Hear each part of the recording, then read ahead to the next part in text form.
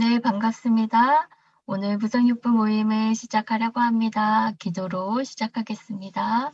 하나님 감사합니다. 우리를 사랑하시고 우리 늘 변함없이 신실하신 그 사랑으로 지키시는 하나님, 우리가 하나님을 의지하며 날마다 살아가기를 원합니다. 그래서 하나님, 우리가 살아가는 모든 순간에 하나님을 의지하며 하나님께 기도하며 나아갈 때 하나님 우리의 힘이 되시고 능력이 되시고 우리를 지키시는 피난처가 되어 주시옵소서. 그래서 하나님 우리가 어떠한 상황과 어떠한 여건 속에서도 하나님께 기도함으로 모든 문제들을 해결할 수 있도록 도와주시고 우리의 힘이 아닌 우리의 능력이 아닌 하나님의 은혜와 사랑으로 우리가 모든 것을 이겨낼 수 있도록 하나님 우리를 보호하여 주시고 지키시옵소서. 하나님 우리가 나눔을 시작합니다. 우리의 나눔 가운데 하나님 함께해 주시고 지혜와 능력을 더하여 주시고 우리가 하나님을 더 깊이 알 수 있도록 하나님 함께해 주시옵소서. 그래서 우리가 살아갈 동안 하나님의 말씀을 붙잡고 그 말씀을 따라 살아갈 때 그 말씀이 우리의 힘이 되고 능력이 되어서 날마다 그 말씀으로 이겨갈 수 있도록 우리의 삶 가운데 하나님이 역사해 주시고 하나님의 놀라운 은혜와 긍휼을 나타내 주시길 원합니다. 모든 것을 주님께 의탁드리며 예수님 이름으로 기도합니다. 아멘. 네, 성도님들 한 주간 평안하셨나요? 오늘은 나의 피난처라는 제목으로 함께 말씀을 나누려고 합니다. 우리 예레미야 17장 12절에서 18절의 말씀을 함께 읽고 우리 말씀에 대해서 함께 나누겠습니다. 예레미야 17장 12절에서 18절의 말씀입니다. 영화로우신 보좌여 시작부터 높이 계시며 우리의 성소시며 이스라엘의 소망이신 여호와여 무릇 주를 버리는 자는 다 수치를 당할 것이라 무릇 여호와를 떠나는 자는 흙의 기록이 되오리니 이는 생수의 근원이신 여호와를 버림이니이다. 여호와여 주는 나의 찬송이시오니 나를 고치소서. 그리하시면 내가 낫겠나이다. 나를 구원하소서. 그리하시면 내가 구원을 얻으리이다. 보라 그들이 내게 이르기를 여호와의 말씀이 어디 있느냐 이제 임하게 할지어다 하나이다. 나는 목자의 뒷분에서 물러가지 아니하고 주를 따라 싸우며 재앙의 날도 내가 원하지 아니하였음을 주께서 아시는 바라. 내 입술에서 나온 것이 주의 목전에 있나이다. 주는 내게 두려움이 되지 마옵소서. 재앙의 날에 주는 나의 피난처 신이이다. 나를 박해하는 자로 치욕을 당하게 하시고 나로 치욕을 당하게 마옵소서. 그들은 놀라게 하시고 나는 놀라게 하지 마시옵소서. 재앙의 날을 그들에게 임하게 하시며 배나 되는 멸망으로 그들을 멸하소서. 오늘 예레미야에 대해서 우리가 예레미야서에서 나온 오늘 개인적인 예레미야의 기도 장면에 대해서 우리가 함께 나눔을 하려고 합니다. 이 예레미야는 제사장 힐기야의 아들입니다.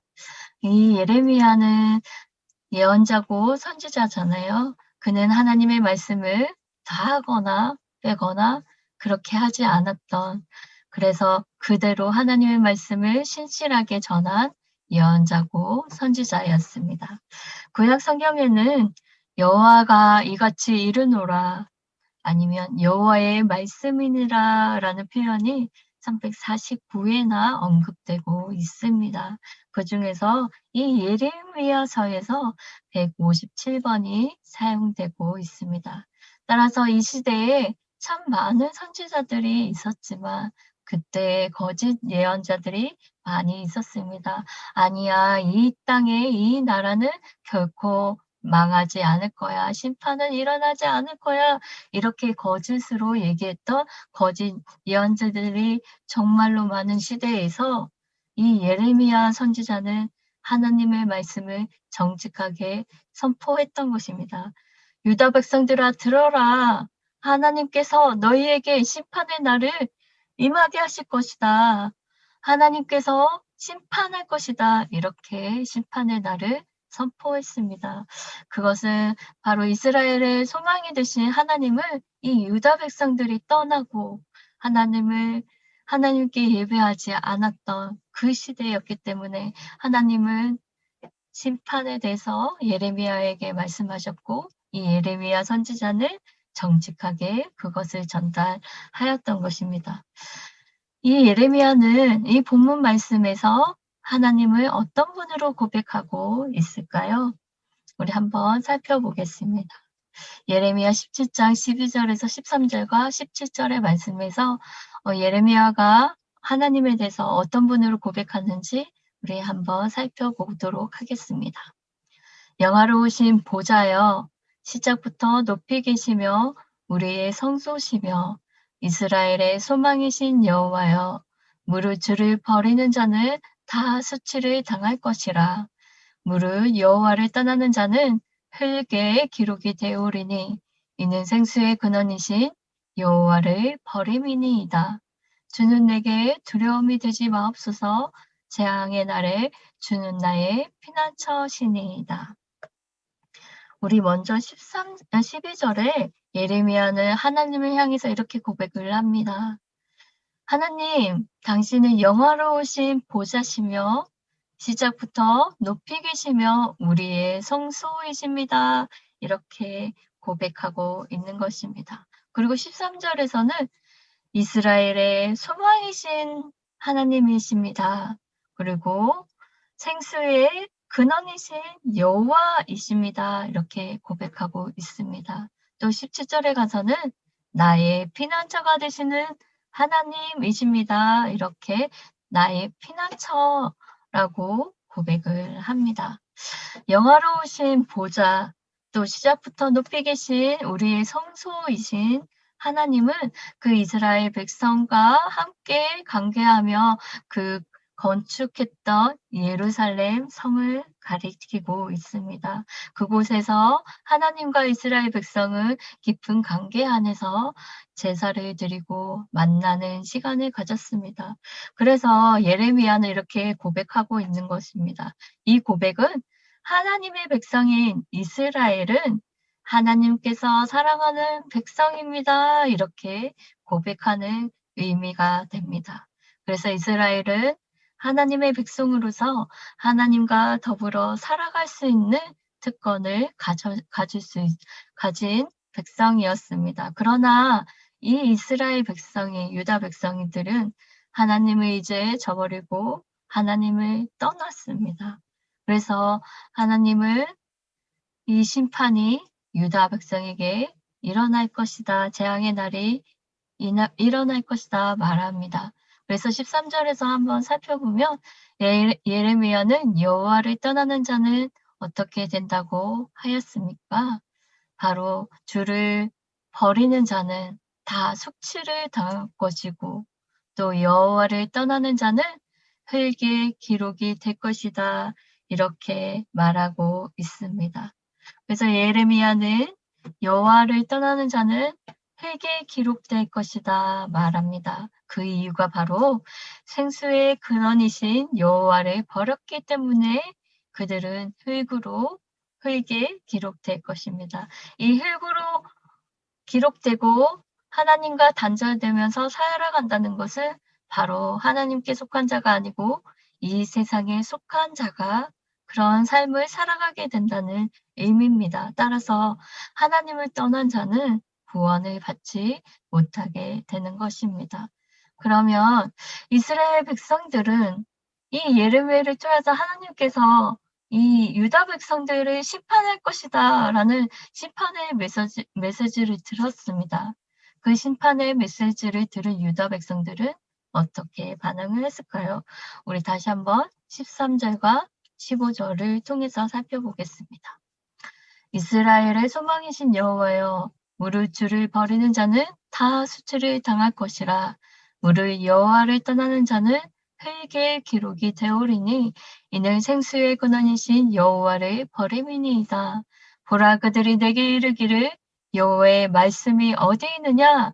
이제 임하게 할지어다 하나이다. 이렇게 말씀이 기록되어 있습니다. 유다 백성들은 분명히 예레미야로부터 하나님의 심판의 메시지에 그 재난의 날이 심판의 날이 임할 것이다 라는 그 메시지를 들었습니다. 그러나 그들은 하나님의 이 심판의 메시지가 선포되었음에도 불구하고 자신들의 삶을 돌이키지 않고 이스라엘의 소망이신 여호와 하나님을 버리고 여호와를 떠났습니다. 그래서 결국은 그들을 말합니다. 아니, 여호와의 심판이 임하면 그것을 보여줘라. 여호와의 말씀이 도대체 어디 있냐? 이제 임하게 할지어다 도리어 이렇게 그 사람들을 회개하지 않고 얘기를 합니다.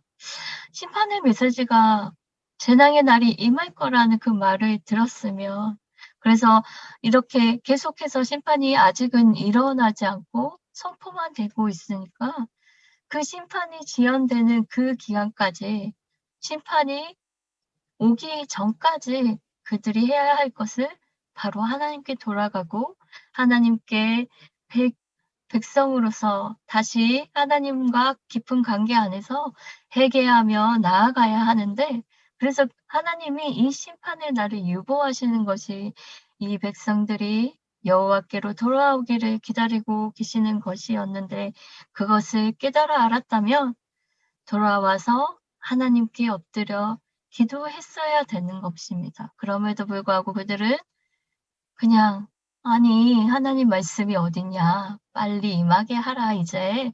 이렇게 말을 하고 있는 것입니다. 그래서 예레미야는 유다 백성들이 하나님의 심판의 메시지를 들었음에도 불구하고 이렇게 안일하게 대처하고 오히려 예레미야를 박해를 하게 됩니다. 그럴 때 예레미야는 하나님께 피난처가 되어 주시기를 간절하게 요청을 합니다. 그 이유가 무엇일까요? 우리 14절과 16절의 말씀을 한번 살펴보겠습니다. 함께 읽겠습니다. 여호와여 주는 나의 찬송이시니 나를 고치소서. 그러하시면 내가 낫겠나이다. 나를 구원하소서. 그리하시면 내가 구원을 얻으리이다. 나는 목자의 직분에서 물러가지 아니하고 주를 따라 싸우며 재앙의 날도 내가 원하지 아니하였음을 주께서 아시는 바라. 내 입술에서 나온 것이 주의 목전에 있나이다. 이렇게 고백하고 있습니다.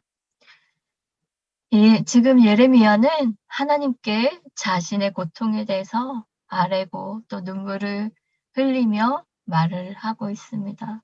여호와여 주는 나의 찬송이시니 나를 고쳐주시옵소서 이렇게 하며 자신의 기도를 시작하고 있습니다.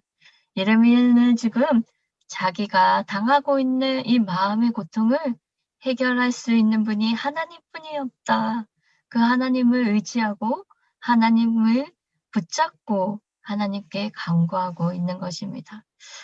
그러나 예레미야는 이렇게 얘기합니다. 하나님, 내가 원한 게 아니었습니다. 이 재앙의 날이 내가 원하지 아니한 것을 하나님께서 아시지 않습니까? 그러나 내 입술에서 나온 것이 주의 목전에 있습니다. 나는 이 목자의 직분에서 물러가지 아니하고 주님을 따랐습니다. 이렇게 고백하고 있습니다. 자신에게 오는 두려움과 어려움이 있고 이 재난의 날을 이 예레미야가 원하지는 않았지만 하나님이 선지자의 소명을 주셨기 때문에 그것을 끝까지 잘 감당하고 내가 그 말씀을 가지고 나아가겠습니다. 이렇게 말하고 있습니다. 그러니 하나님 나를 구원하여 주시옵소서. 나를 고쳐 주시옵소서. 그러면 내가 낫겠나이다. 내 마음을 치료해 주시옵소서. 라고 기도하고 있는 것입니다. 여러분 그러면 오늘 예레미야가 이렇게 간절히 하나님께 하나님이 나의 피난처 되시니 내가 주님께로만 피합니다. 그리고 하나님께 간구를 했지 않습니까? 그런 하나님께 간구한 것을 보고 또 우리가 살펴보고 또 그것을 통해서 우리가 어떤 것을 느끼는지 우리가 한번 생각해 보았으면 좋겠습니다. 예레미야 17장 17에서 18절의 말씀을 한번 살펴보겠습니다. 주는 내게 두려움이 되지 마옵소서. 재앙의 날에 주는 나의 피난처시니이다. 나를 박해하는 자로 치욕을 당하게 하시고 나로 치욕을 당하게 마옵소서. 그들은 놀라게 하시고 나는 놀라게 하지 마시옵소서. 재앙의 날에 그들에게 임하게 하시며 배나 되는 멸망으로 그들을 멸하소서. 예레미야는 하나님의 말씀을 정직하게 전했지만 도리어 자기를 박해하는, 회개하지 않고 돌아오지 않고 자기를 박해하고 자기를 놀라게 하고 취악을 당하게 하는 유다 백성에게 하나님, 그들이 하나님을 떠났기 때문에 그들이 하나님께 돌아오지 않고 도리어 하나님을 믿는 사람을 박해하고 나를 박해하고 또 하나님께 돌아오지 않고 그것을 고 하나님의 말씀을 듣지 않는 하나님을 대적한 것이 됐기 때문에 하나님의 심판의 재앙의 날이 임하게 하옵소서 이렇게 아픈 마음으로 기도를 하고 있는 것입니다. 그러나 하나님, 그 두려움이 하나님과 관계에서 내가 이것을 계속해서 잘 나아가서 하나님께만 피할 수 있도록, 그래서 재앙의 날이 이게 두려움이 되지 않고 피난처가 되시는 하나님이 되셔서 나를 구원해 주시옵소서 이렇게 계속해서 기도하고 있는 것입니다. 예레미야가 자기 나라를 멸망의 날, 그리고 이 백성 자기 동료들을 민족을 재앙의 날로 하나님 임하게 하옵소서라고 기도했을 때 그 마음이 얼마나 아팠을까요? 그들이 회개하고 돌아오기를 계속해서 심판이 임할 것이야. 여러분 돌아오십시오. 재앙의 날이 임할 것입니다. 하나님께로 돌아오십시오. 얘기했을 때 그를 핍박하고 그를 치욕을 당하게 하고 놀라게 하고 계속해서 이렇게 나아갔을 때 하나님 이것을 심판하옵소서라고 얘기한 그 선지자의 마음이 마음이 아팠겠습니까? 그리고 하나님밖에 의지할 분이 없기 때문에 하나님 나의 피난처가 되옵소서 이렇게 간절히 기도했던 예레미야 선지자의 마음을 가지고 이번 한 주간은 우리가 기도할 수 있었으면 좋겠습니다. 하나님, 주님은 우리에게 피난처가 되십니다. 이렇게 고백하는 시간이 되었으면 좋겠습니다. 그래서 주님은 우리의 피난처가 되십니다. 나의 피난처가 되시는 주님께 오늘 우리가 기도할 제목은 무엇이 있습니까? 주님은 우리의 피난처가 되셔서 주님을 신뢰하고 주님께 의지하는 자에게 하나님을 지키시고 보호하십니다. 그래서 나의 피난처가 되시고 위로가 되시는 하나님께 우리 함께 기도하며 나아갑시다. 우리의 삶의 무게가 너무 무겁고 참으로 힘들고 어렵지만 우리가 죽게 피하고 주님만 의지하고 주님을 피난처 되신 하나님을 선포하며 믿음으로 고백하며 기도할 때 하나님께서는 우리를 지키시고 우리를 위로하시고 우리의 상처와 아픔을 고치시는 하나님이 되십니다. 그래서 우리를 치유와 회복의 삶으로 살아갈 수 있도록 허락해 주십니다. 그래서 우리가 이렇게 기도함으로 또 한 주간을 승리하는 삶을 살아가시기를 간절히 소망합니다. 우리 6월 달도 이제 며칠 남지 않았습니다. 우리 7월이 되면 아마 그 코로나 그 사회적 거리두기 단계가 조금은 조정이 될 것 같습니다. 우리가 그렇게 조정이 돼서 다시 모일 수 있는 시간이 되어서 우리 7월 달부터는 우리가 함께 모여서 나눔을 할 수 있었으면 좋겠습니다. 그렇게 될 수 있도록 함께 우리 기도해 주셨으면 좋겠습니다. 그리고 모두 안전하게 하나님께서 보호해 주시고 우리가 기쁨으로 다시 만날 날을 사모하며 또 한 주간 하나님께 기도하며 승리하는 삶을 살아가시는 성도님들이 다 되시기를 바랍니다. 다음 주에 뵙겠습니다.